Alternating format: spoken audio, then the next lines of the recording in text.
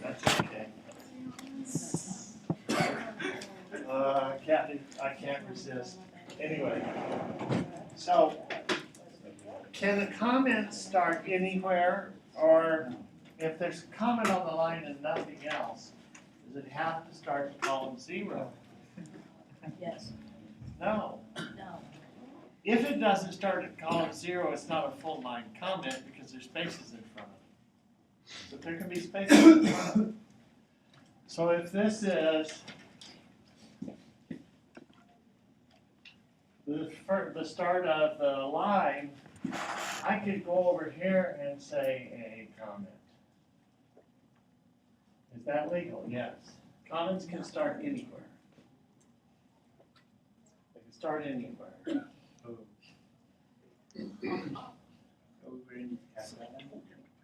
So Well, I mean, Yeah, you don't have to worry about it. you look and there's no label and Yes. no comment. Well, the comment can start anywhere, so you can't use that logic anyway. That is, if there's a comment in the line, it's not necessarily at the front of the line, because you might have something like this.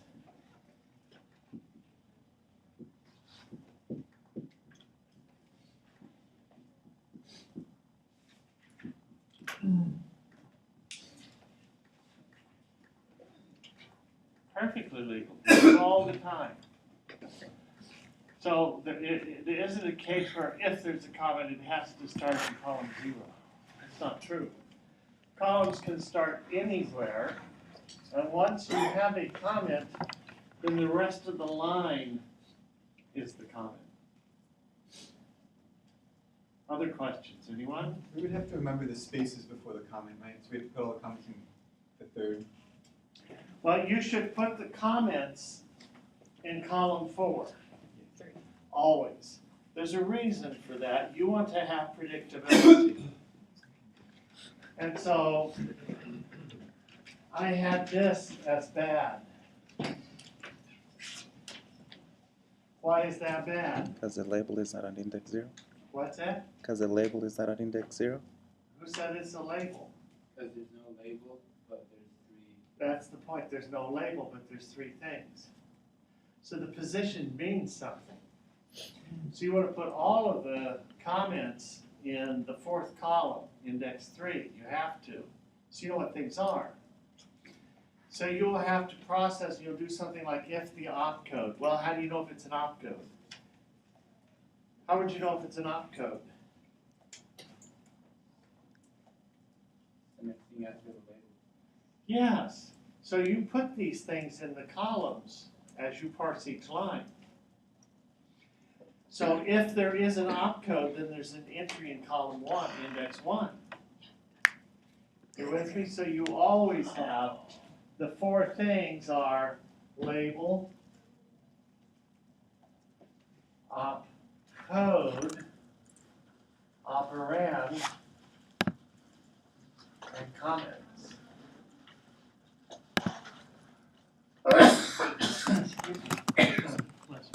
And this is 0, 1, 2, 3. Either indices or they can be, members of the struct as the case may be. But these numbers hold. So if a line has a comment, it has to be in column index 3. If there's an operand, it must be in 2. That way you can tell what's what.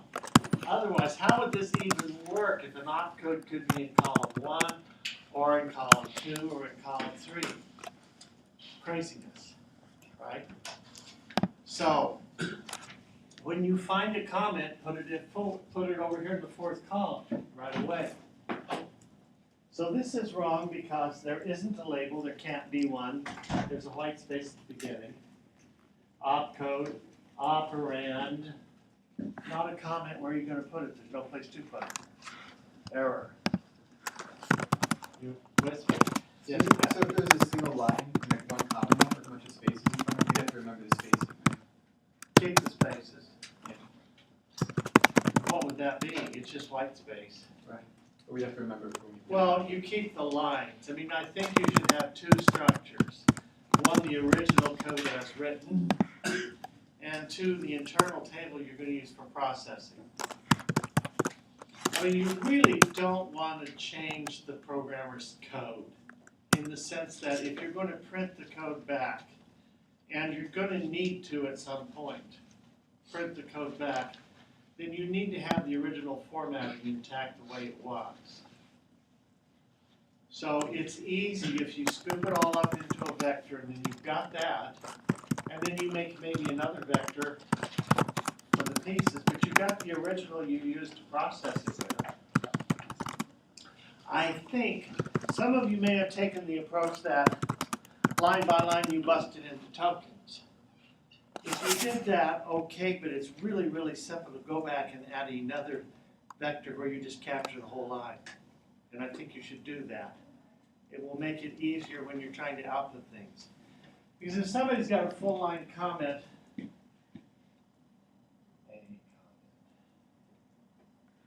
and you're printing the code and all of a sudden there's a comment way over here, it looks funny. So you want to preserve the original formatting. Other questions about your project? Yes? How do we treat the pound includes? As a single line or as two tokens? The pound includes is an exception. It's an outlier against these rules. There are 2 things. First, it has to start at column 0, pound in include. And second, there's only a single argument or single following token. So you have pound sign M include, and then a token here, which is the path and or name of the file to include.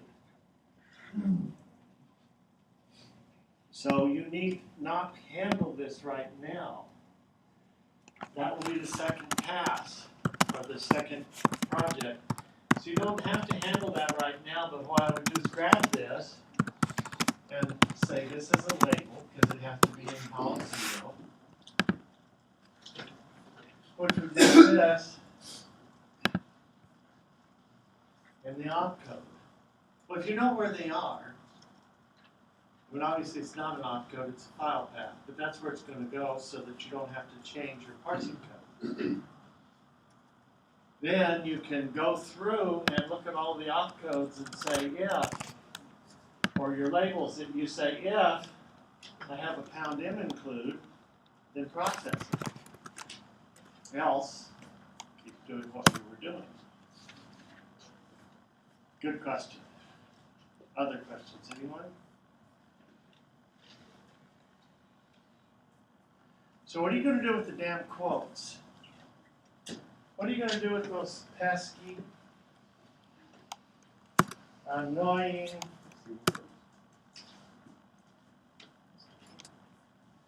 alpha, dc.v? I said,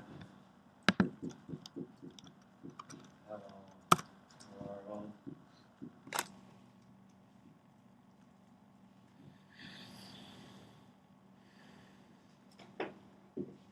Yes.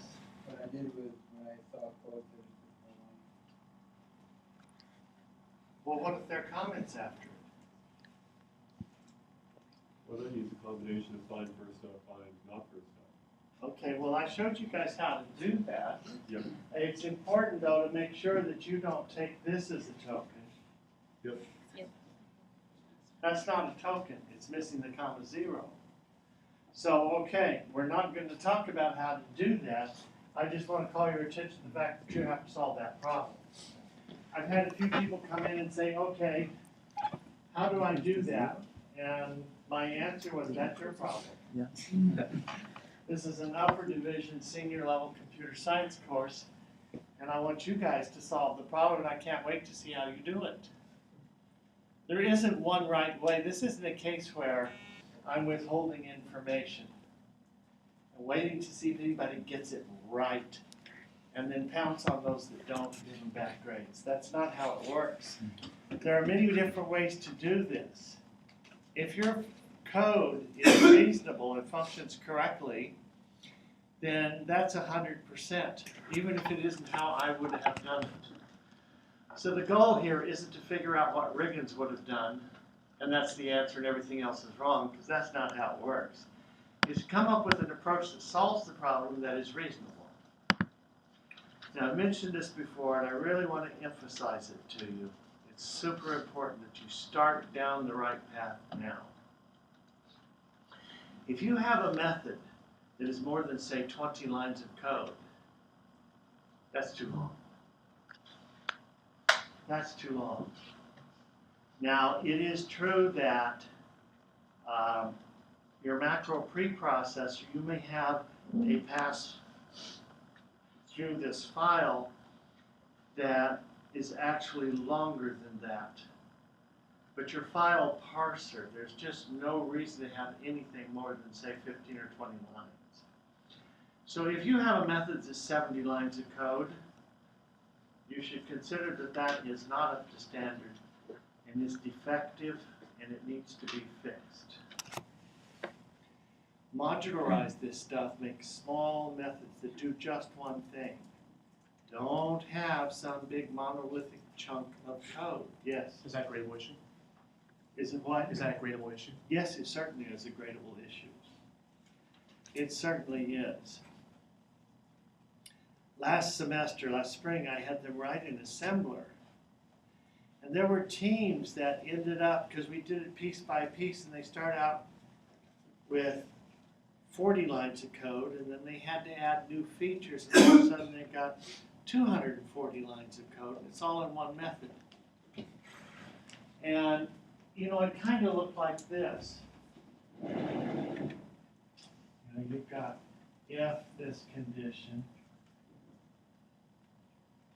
if this, if this, if this, nested deeper and deeper and deeper. And the distance from here to the end of that if block spans 2 or 3 pages. So, you know, if you're trying to find the matching bracket and it's not even on your screen, how are you going to do it? It's crazy. It's just crazy. You know, I asked the team guy, I asked one of the guys, I said, did you guys, was that hard to write? Oh, I don't know, I didn't write it. But one person did. And so nobody in the team could do anything with the code. He had to do all of it because nobody could understand it, let alone go in and change it. So it was an impossible situation. If you find yourself doing this, stop it. Sir, I'm very serious. You know, I think I told you years ago I wrote a piece of code that I was so proud of. And I had nested 9 levels deep. And the professor pretty much had a come apart when he saw that. And I was just sure he was going to call the attention to the class on what a brilliant piece of code I had written and maybe, you know, put it on a slide and show everyone on the projector, look what Riggins did, isn't that totally amazing? And that's not how it played out. He said, Riggins, I want to see you. I said, okay. And I thought, you know, he's going to give me a ribbon or something. No. No. He was a quiet, simple man, and he said, what the hell have you done?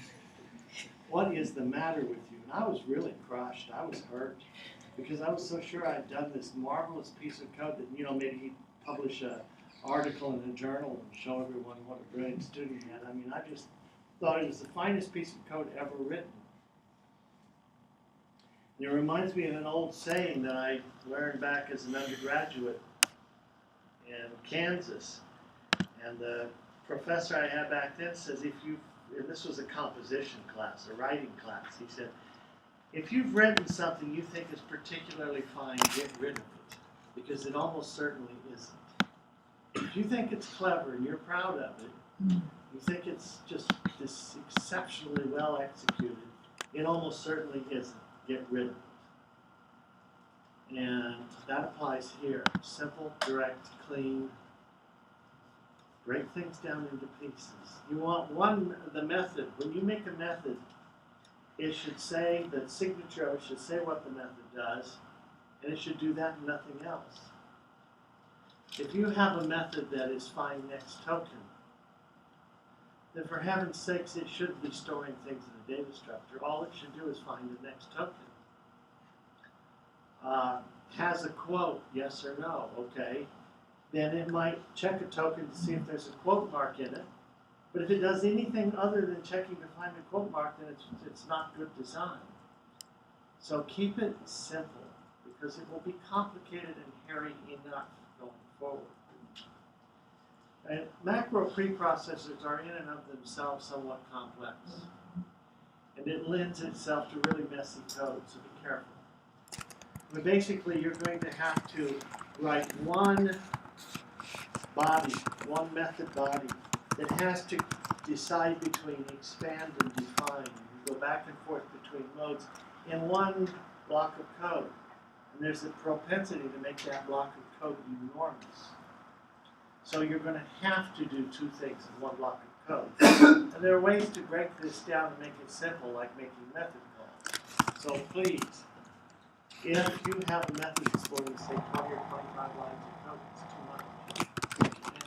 Simple. Okay, I'll get off my soapbox. Other questions? Anyone? Yeah. Can we use macros? Can you use macros? Of course you can. You're going to use macros in your macro preprocessor. Okay. Yes. So I'm guessing we're allowed to make as many use as many methods as we want. Oh, you can have all the methods you want. Sure. I mean, you can have private methods. Don't add any public methods. Just private methods. But make as many as you need. I mean, the private section is blank. You should have class level variables, private methods in that private section of the H file. Also, I think I should talk for a minute about try-catch blocks. Now, I haven't given you a driver for this, and I haven't because it's kind of straightforward.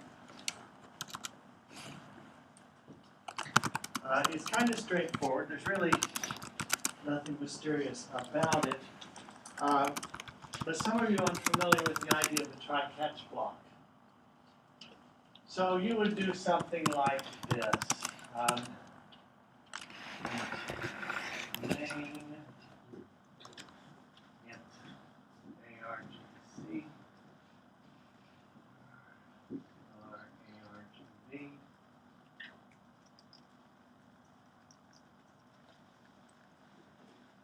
Okay.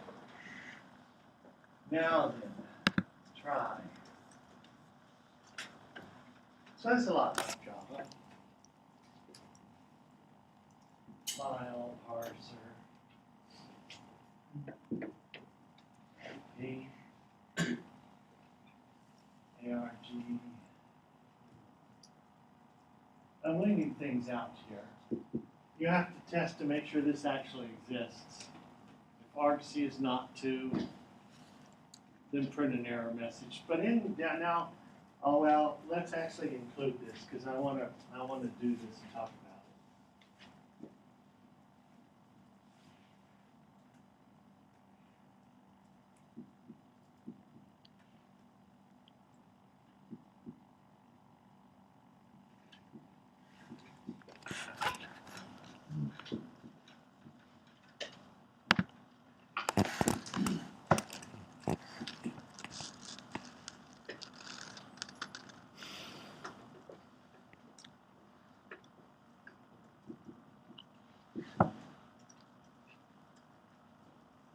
Now, what's wrong with that? If you're writing that down thinking it's gold and you're going to put it in your program, oh, please don't. It's wrong. It's defective. Now, looking at it, you might say, well, what's wrong with it? Well, this is kind of the point I want to make. Yeah? Is it that you don't really explain the problem? No, the error message I just abbreviated. Let's take for as a given the error message is bad. One thing that you can put here that I find useful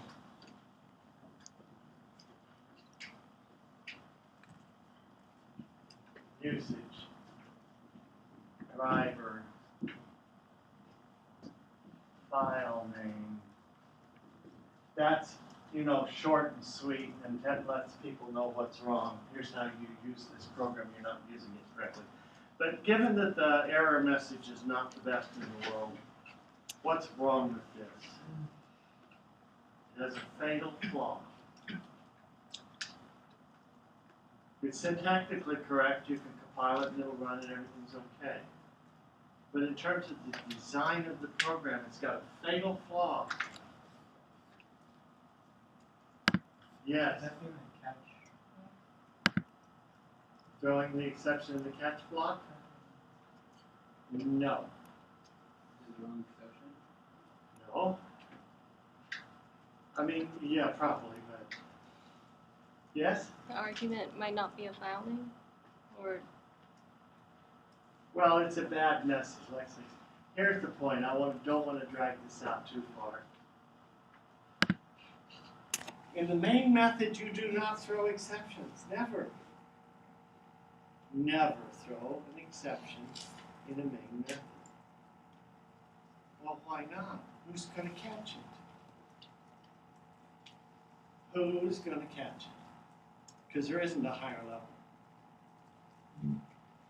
The idea is this. You have a main here, and then you're calling, module X, and this calls module Y, and this calls module Z.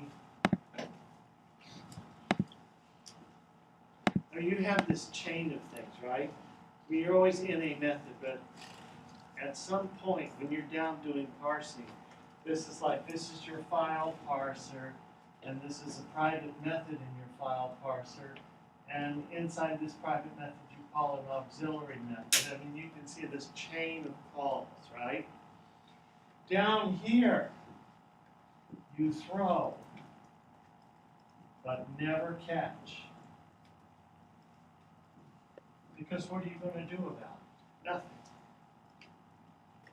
And there's nothing you can do about it. So down here, you don't print. If you have any cout statements in your file parser, it's wrong.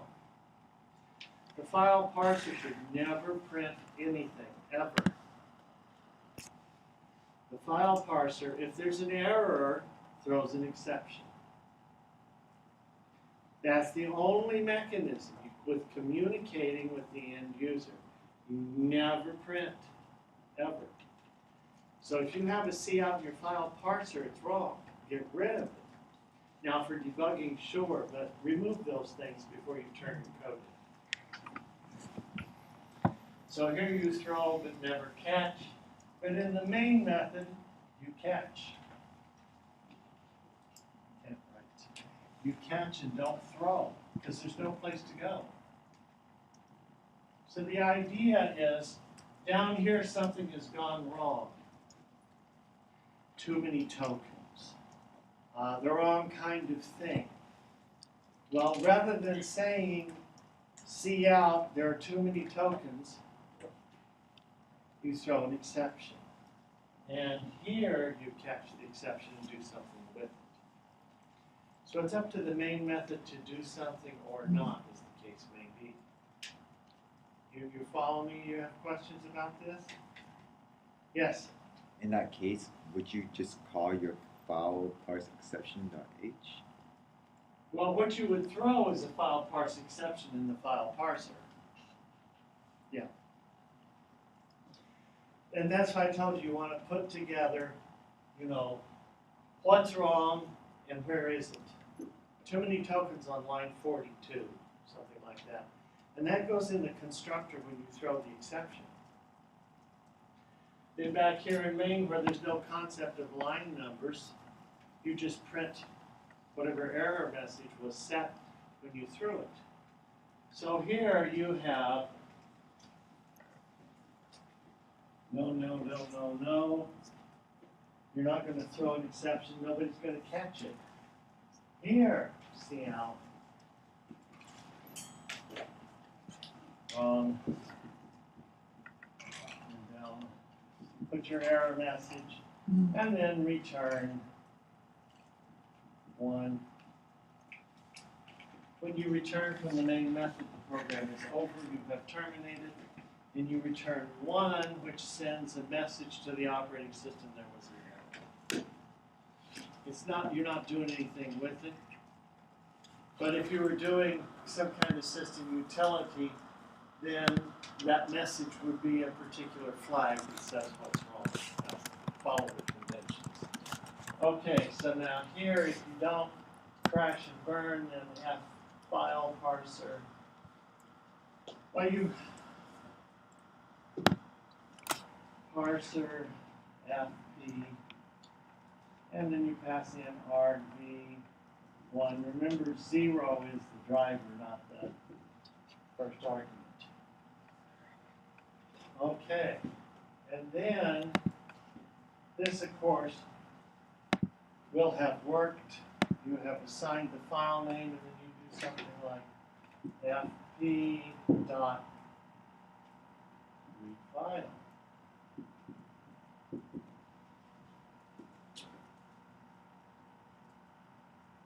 Like that. Now, what about putting this in?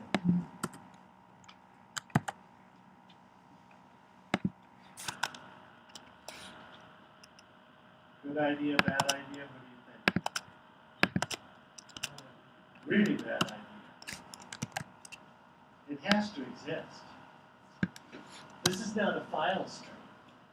It's your file parser class. You already declared it. It does exist. This is the wrong type. So it's not a pointer. It isn't a pointer, so this won't work. So you don't want to do that. So you call your methods here. You read the file, and then maybe you try a couple of things. Cout fp.getToken. Look at the file and see what you expect. I don't know. 6.2, let's say.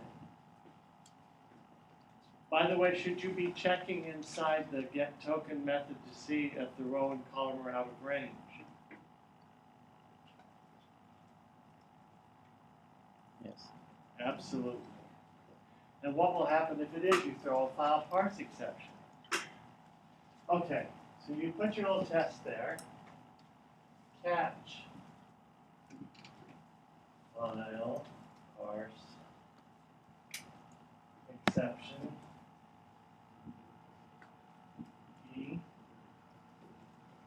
Now notice there's no R in file parse exception on the end there. It's not file parser exception. Get the name right. Catch. Well, what do you want to do? Okay. Cout e.get message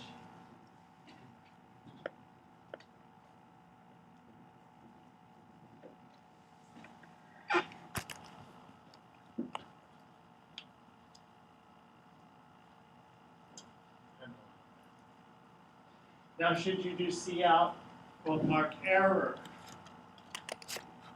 No, because you probably built the message that says error anyway. You built your message that you want to say to the user. So don't junk it up with more errors. You likely end up with error, error. So don't add anything. Just print the error message and then return 0 and it quits. Well, will the program crash? No, it won't crash.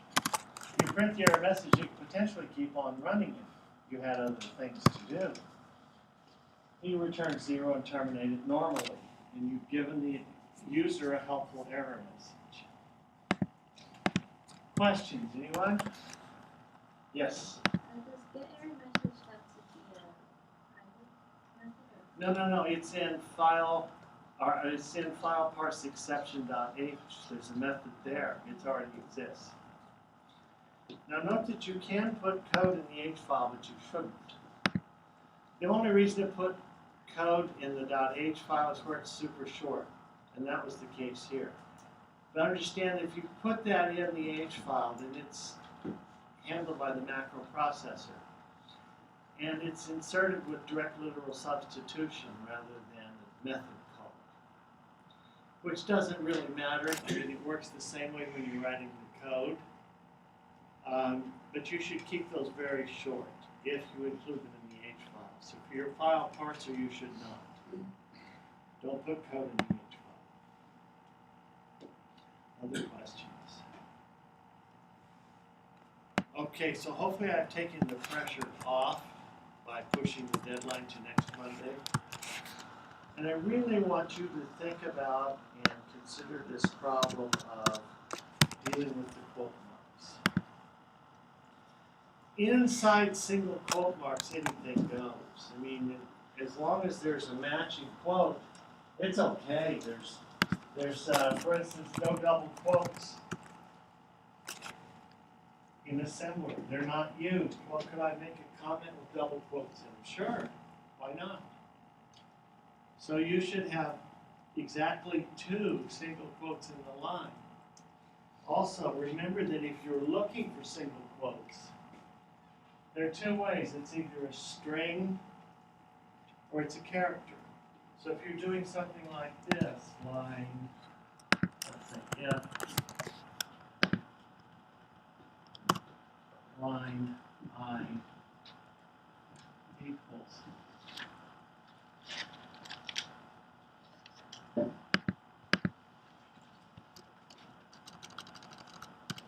so when you're comparing the quote character, you have to put a backslash in front. Otherwise, it's a quote character. So this is the quote character in quotes. The quote character is the backslash single quote. And then you put quote marks around it, and that's the character. So you can compare that.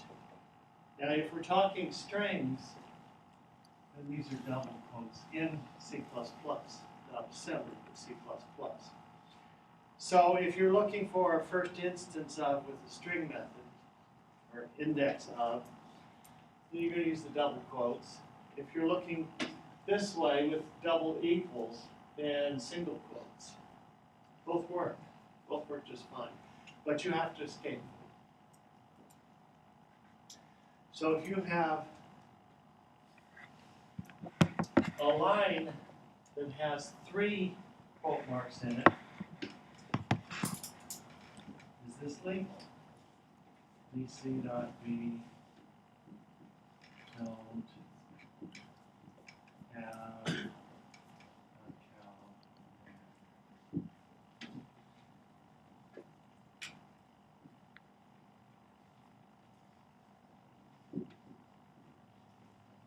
Is that legal? You've got 3 single quote marks. Does this terminate this? Yeah, it does. So this is defective. Now, you don't have to deal with this. You don't have to do this. But if you find a situation like this, I could have written this bigger to make it more obvious. There's an apostrophe there, but it's a single quote mark. If you have this, flag is an error. What real assemblers actually do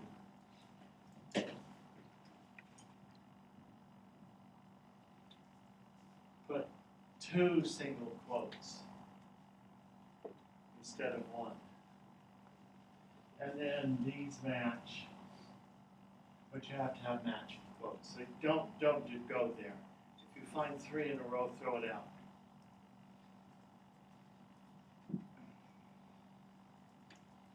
So what I would do is take the first quote mark, then find the next one and take everything between them without even looking at it. Because you know it's not a single quote.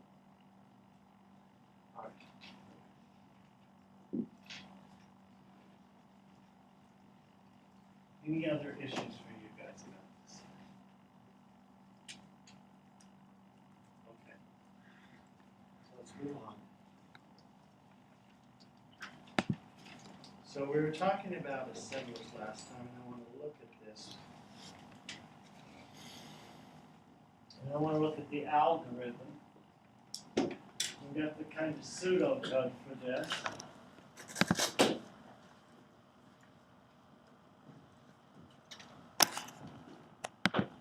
So what's the goal of pass one? What are we doing in pass one? There are two passes. What are we gonna do in pass one? What's necessary? Yes. Tokenizing everything. What's that? Tokenizing everything. Right? Oh, you already tokenized it. I mean, while you're using the string tokenizer again. But at this point, you just have a string tokenizer. What does the assembler need to do on the first pass? You got two passes. Well, first of all, does everybody get why there are two passes? Is this clear or not clear? Not clear. I'd imagine that I have, and again, it doesn't matter whether it's the Motorola or the language in this book, I might have something like LDA foo. All right, but foo's in the storage allocation section down at the bottom. Foo, word.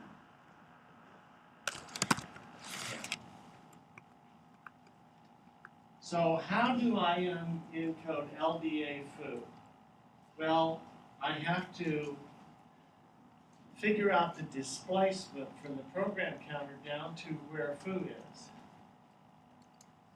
So the formula for that, finding the displacement, because remember we talked about this at the beginning of the semester? Rather than hard coding the address, you're going to list the distance in bytes. So if you have them lined up in memory, foo is in bytes forward in memory. That's the displacement. You know, so remember that memory isn't a 2D array. We sometimes draw it that way because it's easier. But at this point right here, here's our LDA foo. So it has an address. Let's call this 0024. I just made it up. That's the address of the LDA foo. So the displacement, down here is the foo, and here's your 10. It's a word, 3 bytes, there's the 10. Okay. I need the distance between those two places. So what I'm going to do is destination minus the program counter. And the program counter is the source plus 3 is the formula. Okay, so this is to 7. So I've got to find the distance between these two. So what is the destination address?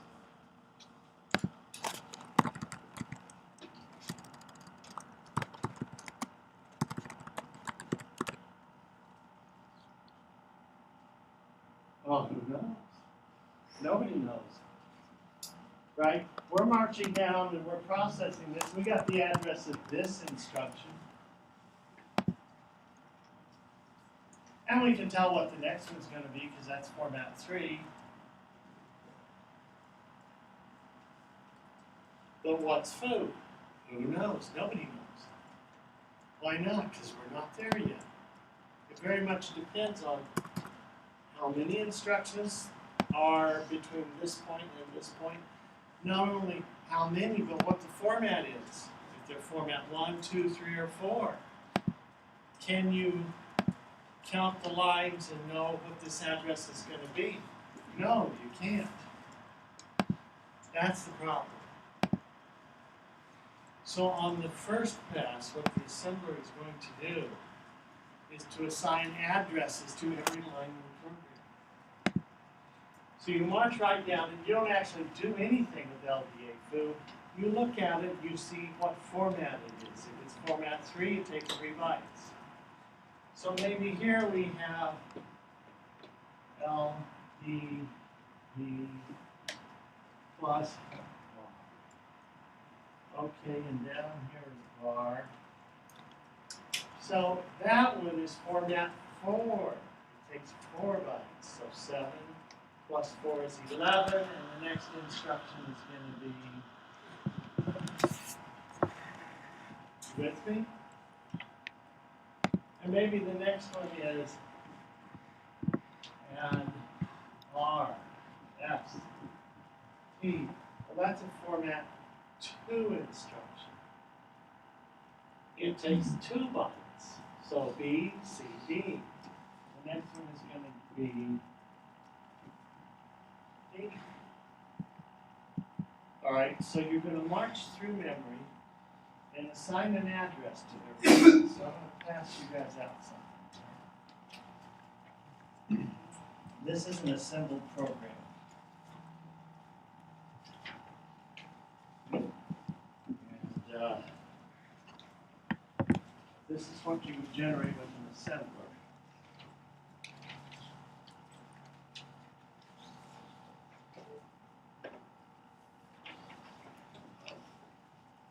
Is this your picture? What's that? Put it there? Good.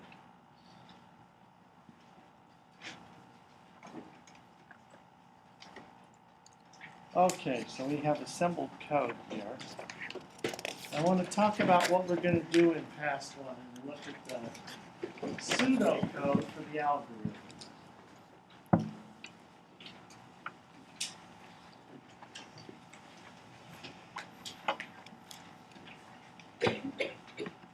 Okay, does everybody have one?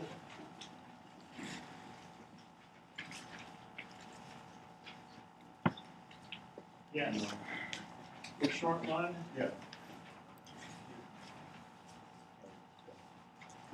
Right here. Thank you. And an extra one. Pass that back, please. All right. So there's some extras here.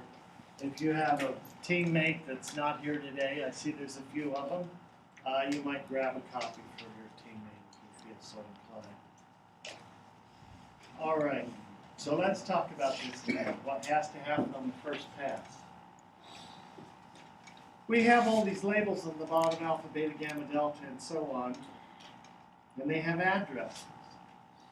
Well, once you've discovered the address, you can encode it, but until you have that, you can't.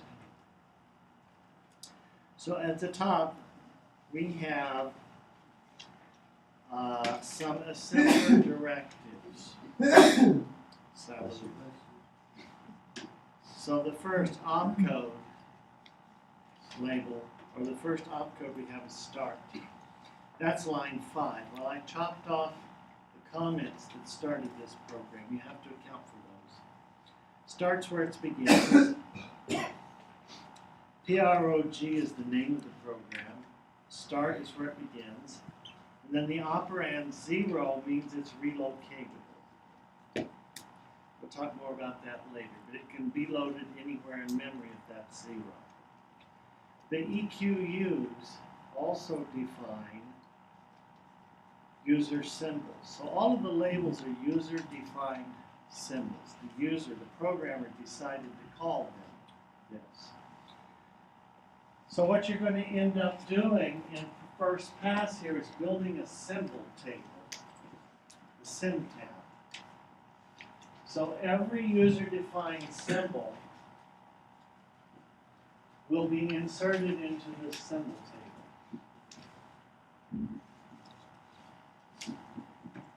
And the symbol table has key equal value pair. And so the first one is PROG. That's the name of the program. And what's the value of PROG? The address. And then we have BSRCH. So we're building this as we go. And it's an EQU, so it's 6,000. Now then,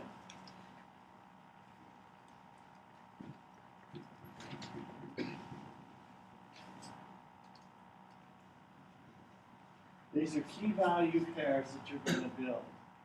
EQUs are the exception to the rule. Normally, a label, the value of a label is its address. But you use the EQU assembler directive to redefine or set explicitly the value of a symbol. Okay, the next one is first.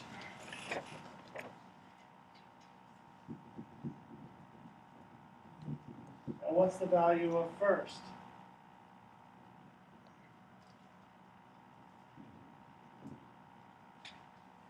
It's 20. It's where it's located. First is an alias for the address of where it falls in memory. And then you have Adele. That's a 40.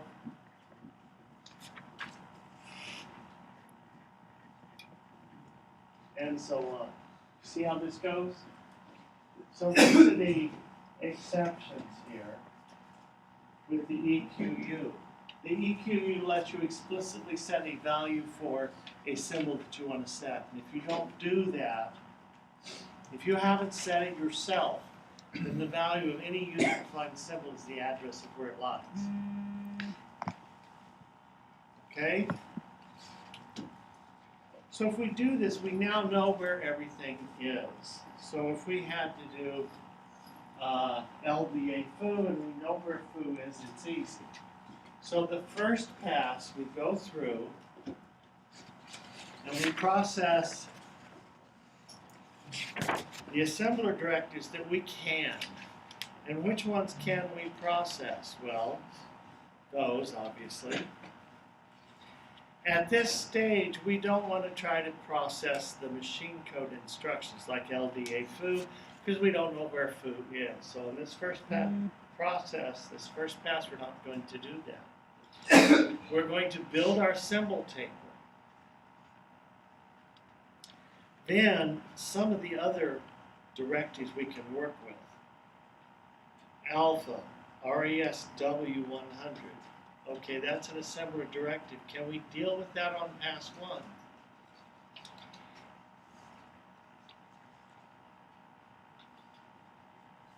We're going to deal with that on pass 1 or pass 2?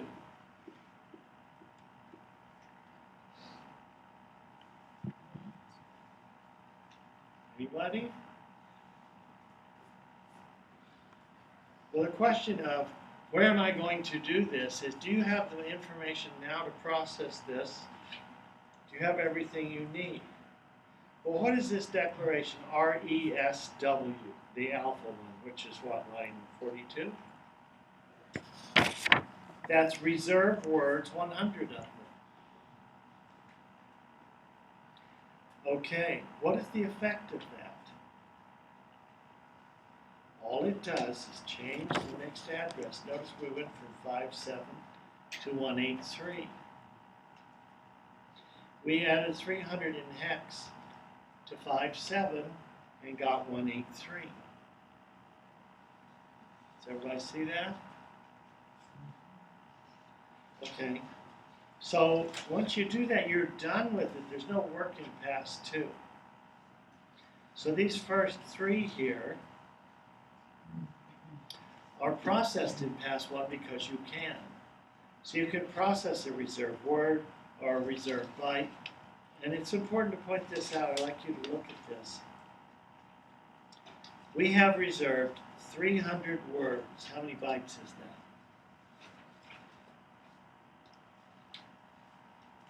$300 words is how many bytes?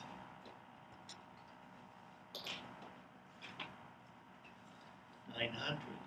Words are 3 bytes. You with me? So you've reserved 900 bytes. Okay, but what has this done to the executable code? What goes in the object code? And it's labeled machine code, but that's not quite correct. It's object code. Notice the 2 dashes. Nothing. It's not actually inserted into the object file at all. It takes no space. So all we are doing is changing the address of the symbols that follow, which takes no space. Now look at delta. Word 20. Okay, you have to insert the 3 bytes for 20, which is 1, 4, 16 plus 4 is 20. You insert that in the object code. It takes 3 bytes of object code. So you can't do that one on pass 1 because you don't know where that would go. You can tell the address of the symbols, but that's it. So you process what you can process on this first pass. And that basically involves filling the symbol table and setting the address on every line in the source code file. You with me? And then the second pass, you actually encode each of the machine instructions and write the output. All right, so let's look at the logic for this.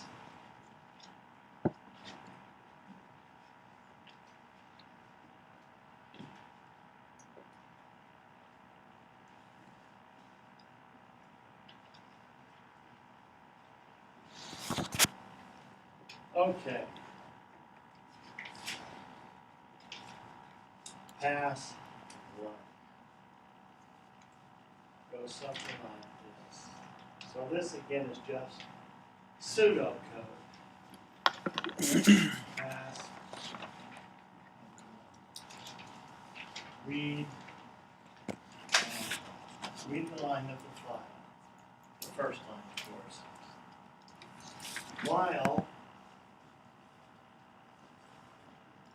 not EOF, while we're not at the end of the file, and code not equal to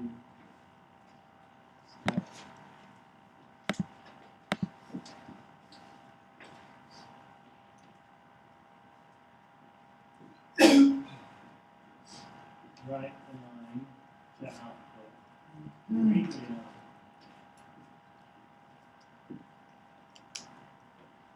Alright, what does this do?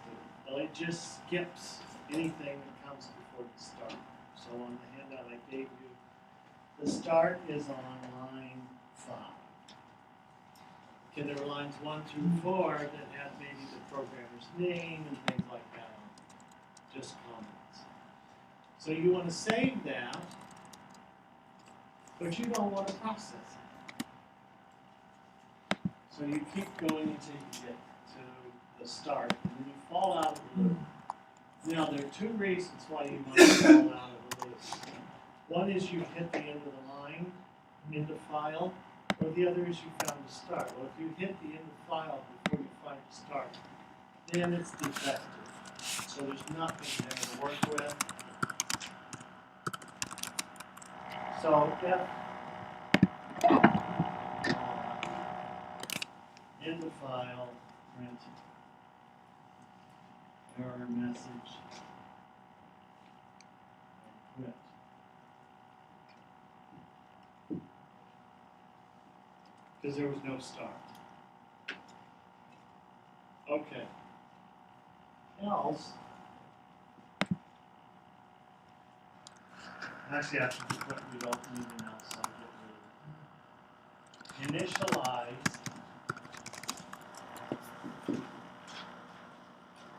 location counter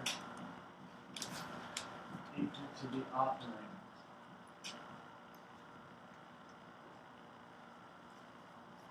Now let's talk for a second about this location counter.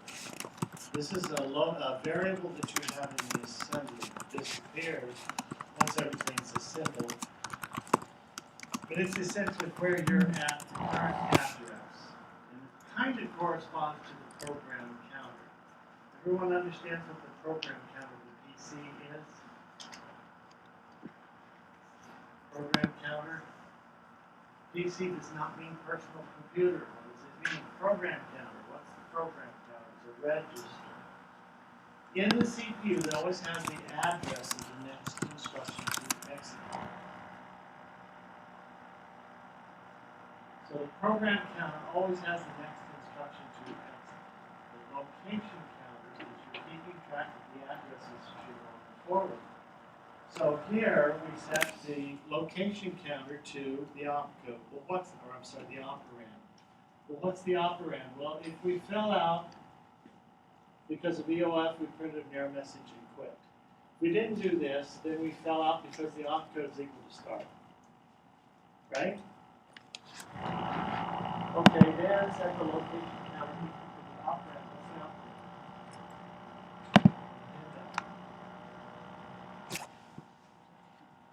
the operand in the handout. 0. Everybody see that? So we set the location counter to 0. Now we're going to increment it as we go forward. Line 10, it's set to 3. So we initialize the location counter, and we also initialize the symbol table.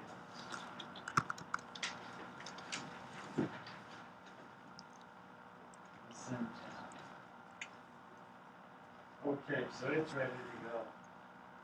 So now we read the next line. And again, while not DOF and opcode not equal to n. So this stops the processing. So while we haven't run off the bottom of it, and it's not in, keep going.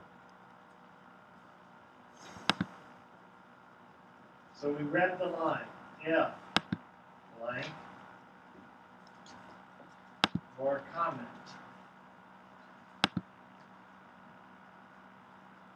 Then write the line.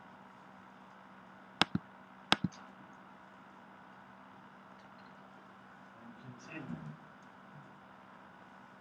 Go back and get the next one. Okay.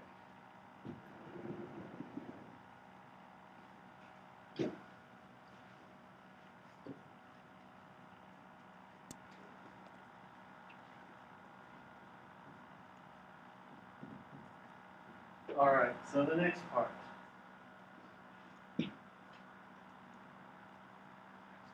So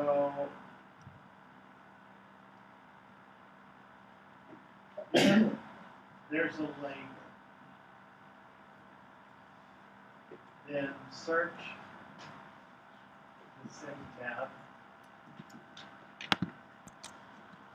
for the label.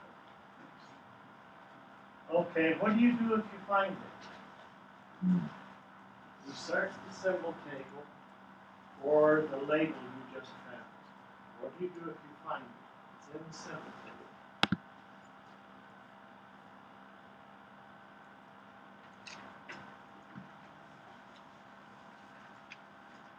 Have I lost you guys? I mean, you seem kind of all preoccupied or tired today. It's working on the problem. That's it. What do you think? If you find the label, is that a good thing or a bad thing? It's a really bad thing. Well, why? Why is it a bad thing? What's the deal? I look it up in the symbol table and I find it. Uh-oh, problem. It's a duplicate. If I am marching down and I have first on line, what is it, 15? And I look up first, and if I find first in the symbol table, oh dear, there's 2 of them. This is no good. You with me? Okay. So if you find it,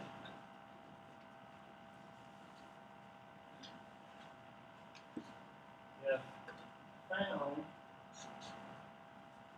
throw an exception. So it's a duplicate.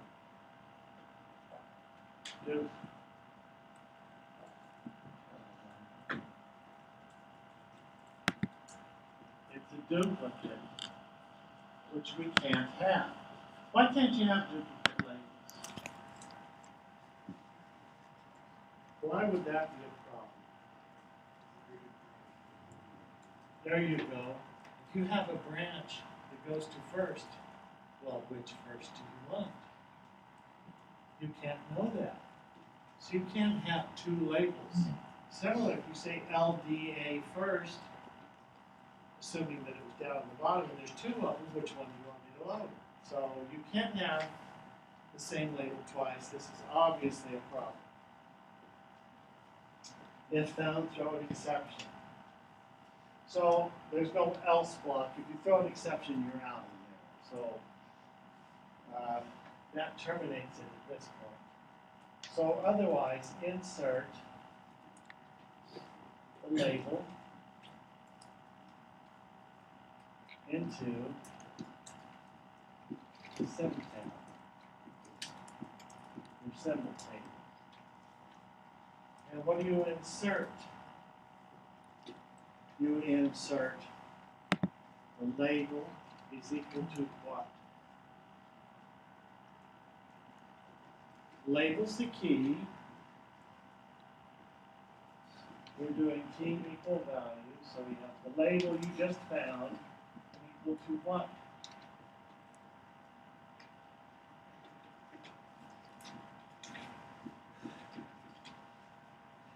The location count.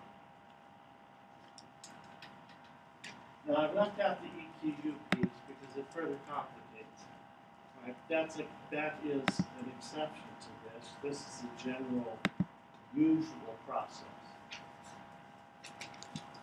So the value of a symbol is where it's located in memory, and that's what the location counter contains.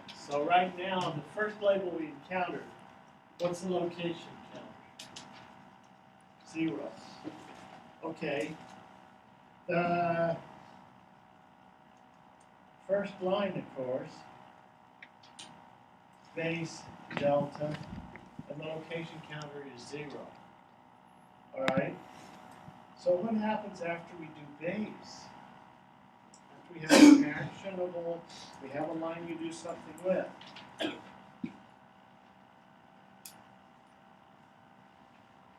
Okay, well let's continue, but keep that thought in mind.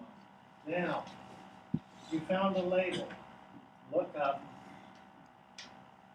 the opcode. Now, could you have a label with no opcode? Is that possible? Can you have a label and no opcode? Yes, you can. You certainly can. We do it all the time.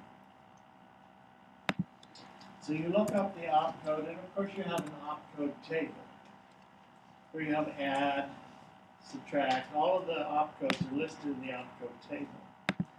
And the opcode table, they actually have 2 entries. 2 entries. What entries would they be? Let's say you look up add or LDA alpha. You look up LDA alpha. What should that return? It returns 2 things. One, the opcode itself, and 2, the number of bytes that instruction takes. It's format 3 instruction. So you got 2 things. It's format 3, and then the actual opcode that you're not going to use right now. You just want the format 3. So you look up the opcode. Now it could be an assembler directive. So we have the zip block. If it's found, then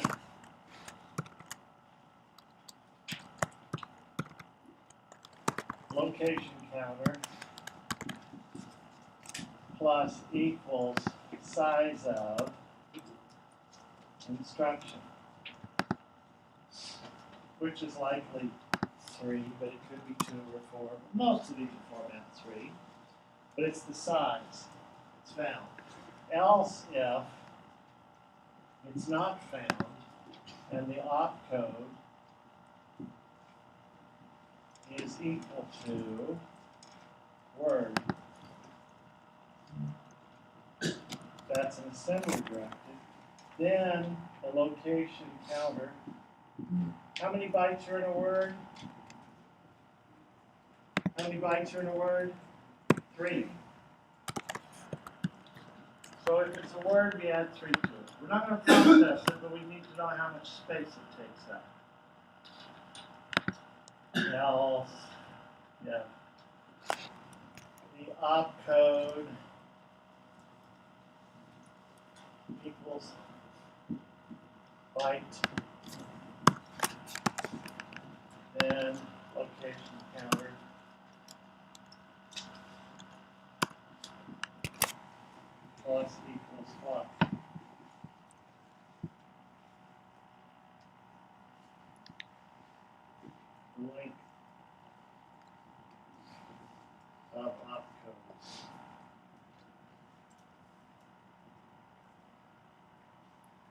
So, okay.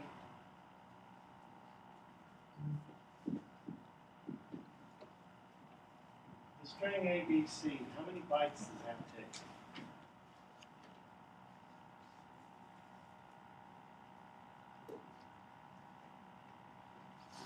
Not a trick question. 3. Okay.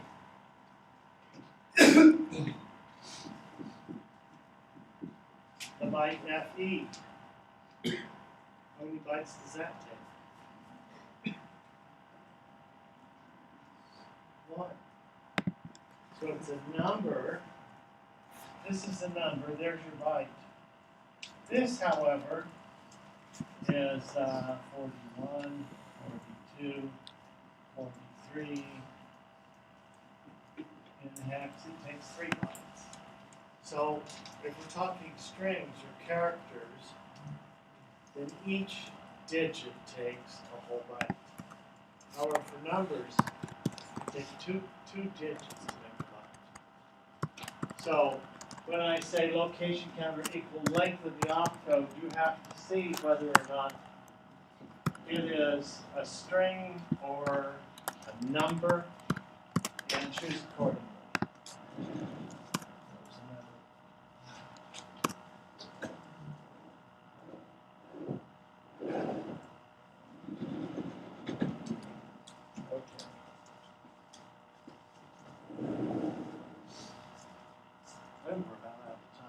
So I'm going to skip reserve word and reserve byte, the operand plus equals what the size is. So if you have reserve byte 10, then you save 10 bytes. You add the increment by 10 bytes.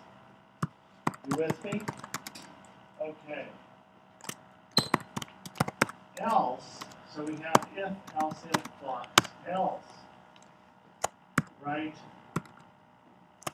Error, throw exception. Or write an error message and throw an exception. Okay, so if it's not an opcode, you look up the opcode. If it's found, do this, else, else, else. Else, it's not found. It's not an opcode and it's not an assembler directive. It's none of those things. Then you print an error message and quit. Right? The line to output. And you're all done. So this is kind of simplified, but essentially that's the flow of the thing. You go through and you calculate the address for each line of the source code file. Questions? Yes.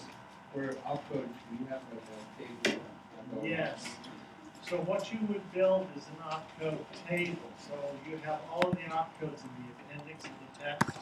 So you would have the key value pairs. You would have a map, and you would have the mnemonic, add, shift, whatever it might be. And then you would have the size and the format. So it would be like It's like a hash table, isn't it? Yes. Okay, hang on to your handout because we're not done with this.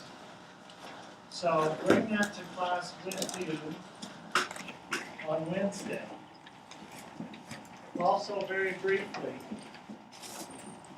out of time, but I expect that all of these teams to function.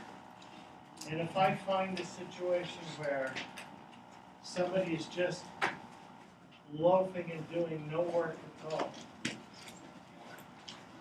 then I may take some action, i.e. remove you from a team and put you on your own team with one individual. Yes? we get copies of that. We just put it. Yeah. Personal which? Yes. Yeah, the hand that you Yes, I will leave some of these out here. So I expect, right now, some are better coders than others. We know that. If that's your case, then you can test. I mean, everybody can contribute something.